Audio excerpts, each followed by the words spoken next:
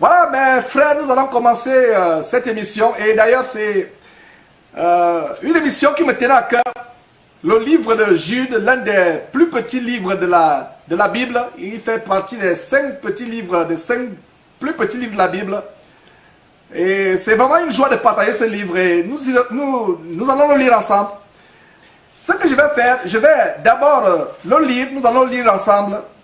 C'est un livre qui a 25 versets. Le verset 11 peut faire l'objet de plusieurs émissions, de plusieurs week-ends. Rien que le verset 11. Le verset 11 peut faire l'objet de plusieurs émissions. On va ouvrir une très grande parenthèse au verset 11, mes frères. Une grande parenthèse. Le verset 11 dit ceci. Malheur à eux, quand ils ont suivi la voie de Caïn, ils sont jetés pour un salaire dans l'égarement de Balaam. Ils sont perdus par la révolte. Donc on va, mes frères et sœurs,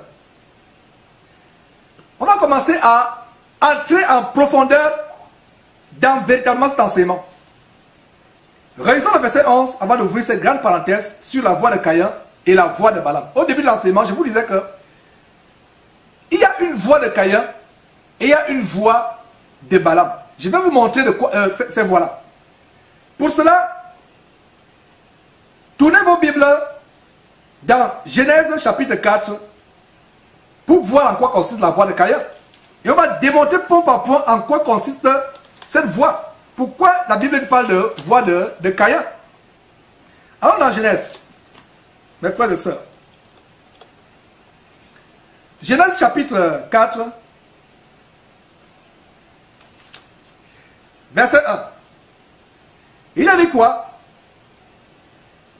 Adam connut Ève, sa femme. Elle conçut et enfanta Caïn. Et elle dit, j'ai formé un homme avec l'aide de l'Éternel. Ça, c'est un grand verset. Et c'est un verset qui interpelle nos amis, entre guillemets, qui sont aveuglés par l'abomination du branhamisme. Le verset 1 dit, Adam connut Ève, sa femme, elle conçut et enfanta Caïn. Or, des doctrines pernicieuses et les rêveries dont on a parlé, on a vu l'exemple des rêveries, des fables et des généalogies qui s'élèvent à gauche à droite, des doctrines de démons venant d'un évangile gnostique qui enseigne que Adam n'est pas le père biologique de Caïn, qui a eu une partouze au jardin d'Éden ce jour-là. Une partouze qui impliquait Adam, sa femme Ève et le diable. Et à la suite de la partouze, Ève est devenue enceinte des jumeaux. Et plus tard, elle a accouché ces jumeaux. L'un est sorti étant Caïn, dont la semence venait du serpent. L'autre est sorti étant Abel, dont la semence venait d'Adam. Ça, c'est un évangile de mort. Ça, c'est un évangile venu tout droit des quartiers généraux de Satan dans les lieux célestes. C'est un autre évangile dont la parole de Dieu parle. Mais que dit la vraie Bible? Adam connut Ève, sa femme, elle conçut et il enfanta Caïn et elle dit, j'ai formé un homme avec l'aide de l'Éternel. Voilà, mes frères et sœurs. Notez très bien ce que Ève dit ici. J'ai formé un homme avec l'aide de marabout. C'est ça. J'ai formé un homme avec l'aide de la science, de l'insémination artificielle. C'est ça. Ève reconnaît qu'elle a formé un homme avec l'aide de l'Éternel. Et la parole de Dieu nous déclare qu'un enfant est formé de l'union naturelle d'un homme et d'une femme. L'une des plus grandes abominations que nous avons aujourd'hui, à savoir les femmes qui vont emprunter les œufs, les femmes qui vont se font imprégner les spermatozoïdes venant d'une autre personne, ou alors l'ovule qui est fécondé par un autre homme et son ventre n'est qu'une poche qu'elle offre pour que la femme grandisse. Ça, c'est des choses contre nature. Et nous parlons tout à l'heure de l'incrédulité, les gens qui ont péri par l'incrédulité. Toi, mon frère ou ma soeur qui m'écoutez, peut-être vous êtes dans une famille où vous avez un souci, le souci d'avoir un héritier, d'avoir un enfant, d'enfanter.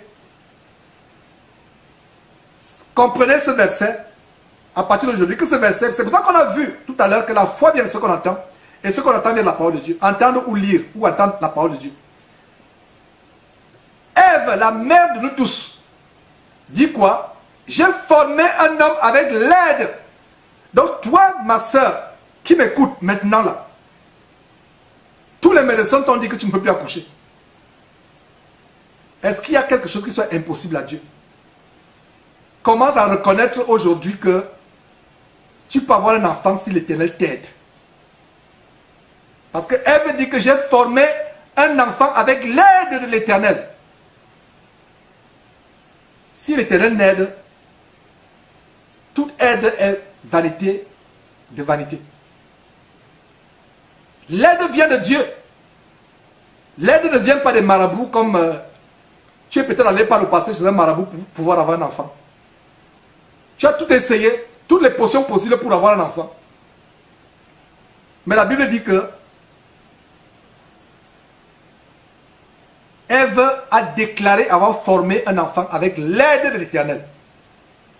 Es-tu prête à implorer l'aide de l'Éternel, mon frère, ma soeur, qui a besoin de connaître les joies d'avoir un enfant dans votre famille?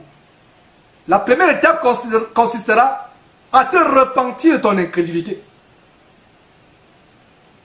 Proverbe chapitre 28, verset 13 nous donne un très bon standard de repentance.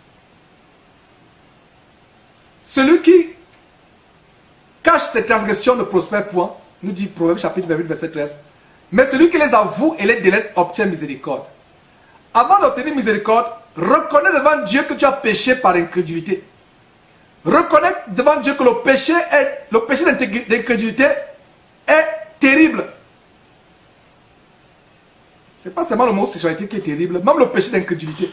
Reconnais d'abord devant Dieu que tu as manqué de foi. Reconnais devant Dieu que tu l'as traité d'impuissant. Reconnais devant Dieu que tu aurais vraiment commencé par croire en lui, mais tu as eu la faiblesse dans la chair.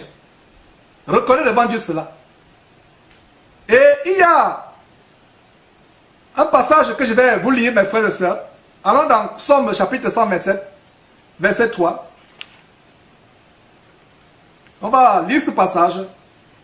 Psaume 127, verset 3. La parole de Dieu est merveilleuse. A des grandes choses. On va repartir, ouvrons tout simplement une parenthèse. Ouvrons une parenthèse. On va repartir à Caïn, la voie de Caïn. En fait, nous sommes en train de voir en quoi consiste la voie de Caïn. Donc, Éphésiens chapitre 127. Plutôt Somme, excusez-moi, il y a tellement de versets qui bouillonnent, qui bousculent ma tête. Donc, Somme 127, verset 3. Voici, les fils sont un héritage de l'Éternel. Les fruits des entrailles est une récompense. Ah! Oh là là! Voilà un verset que quelqu'un nous a envoyé. Et je rends grâce à Dieu, je sais que cette émission est participative. Donc, voici les fils. Nous sommes au verset. Voilà. Merci Forson pour ce verset. Voilà. Donc, les fils sont un héritage de l'Éternel. Les fruits des entrailles est une récompense. Voilà mes frères et sœurs. Voilà mes frères et sœurs, la bénédiction. Mon frère, la Bible dit que la foi vient de ce qu'on entend. Et ce qu'on entend vient de la parole de Dieu. Romains chapitre 10, verset 17. Crois-tu à cette parole? Crois-tu que le fruit des entrailles, c'est-à-dire la progéniture que tes entrailles conçoit, crois-tu que c'est une bénédiction, c'est une récompense? Et la récompense de l'Éternel pour ceux qui l'aiment. Peut-être par le passé, tu ne connaissais pas la parole de Dieu, il n'y avait personne pour t'enseigner exactement. Tu ne savais pas que douter de Dieu c'est un péché grave. Tu ne savais pas que t'inquiéter sur ton sort, c'est un péché grave. Cesse de murmurer sur ton sort. Cesse de t'inquiéter. Nous avons le cas d'Abraham. Allez lire Romains chapitre 5. Comment Abraham, malgré son corps qui était vieux, il avait près de 100 ans.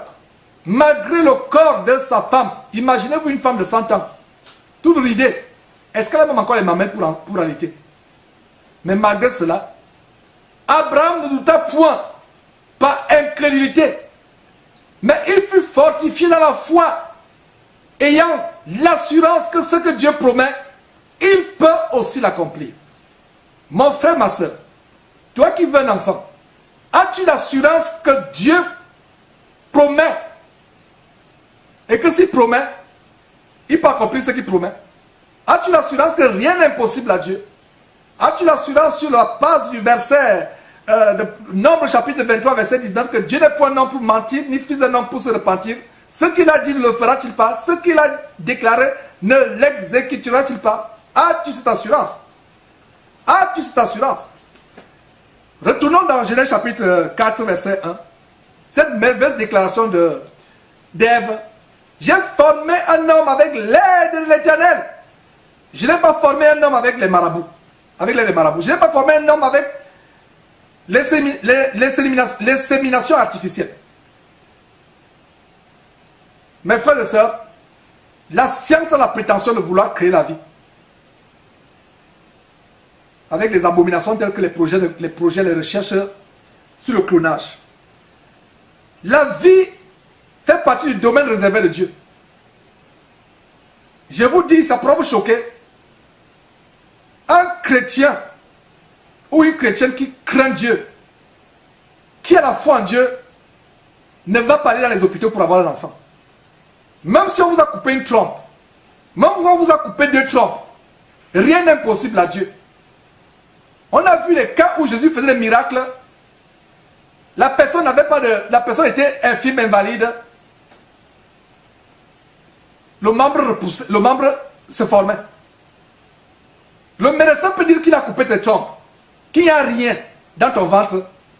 Si Dieu a donné la vie, si Dieu t'a gardé jusqu'à ce jour, malgré tout ce que l'ennemi est en train de vouloir faire, t'asservir, te tuer, si tu as envie, tu as envie à cause de Dieu. C'est pour ça que le Seigneur Jésus disait, qui par ses inquiétudes peut ajouter une coudée à la durée de sa vie? Nous avons ce détail en Matthieu chapitre 6. Tout le chapitre, ça laisse ce chapitre. Ne vous inquiétez pas pour votre vie. Nous sommes ici dans l'inquiétude par rapport aux enfants. Ève s'écrit en disant, j'ai formé un homme avec l'aide de l'Éternel. Cela se passe aujourd'hui. Un chrétien ne peut pas faire des pratiques d'insémination artificielle pour avoir un enfant. Ça ne vient pas de Dieu, ça. Je le dis à haute voix. Le juste vivra par la foi.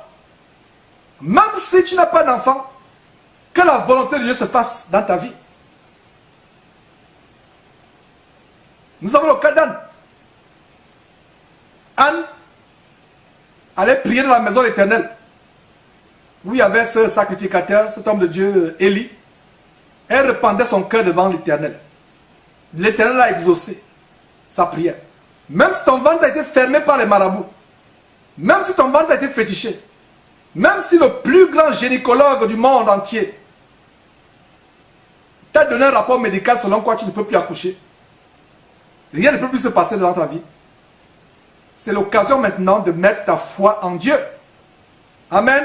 Voilà la parole de Dieu pour toi qui écoute cet enseignement aujourd'hui.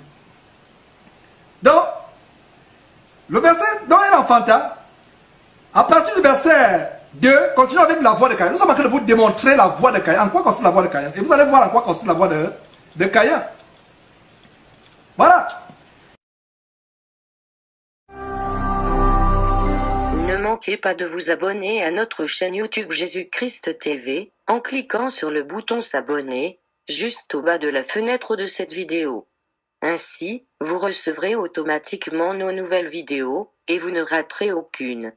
Vous connaîtrez la vérité et la vérité vous affranchira. Jean 8, 32.